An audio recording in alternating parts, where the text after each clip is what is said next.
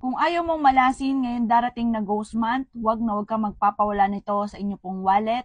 Pwede rin naman ito na ilagay sa ilalim ng inyo pong doormat or ilagay po ito sa inyo pong salas, idikit nyo po siya sa may pader na nakikita kaagad mga bossing. Pwede rin naman po ito na ilagay po ninyo sa ilalim ng driver seat ng sasakyan para meron kang protection.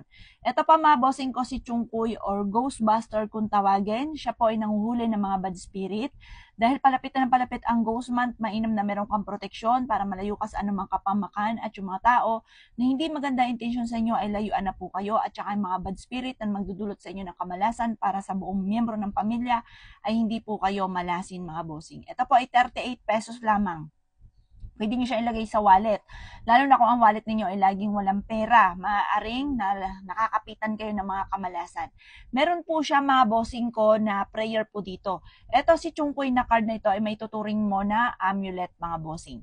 Ito ay lagi nyo lang dadaling kahit saan kayo magtungo para yung mga napupuntahan ninyo na may mga negatibo ay hindi po kakapit sa inyo mga boss. 38 pesos lamang po siya. Kapag sa amin kayo nag-avail ay ritwalado lahat ng aking mga pampaswerte. May pahid na langis at may kalakip na panalangin na maging matagumpay po kayo sa buhay.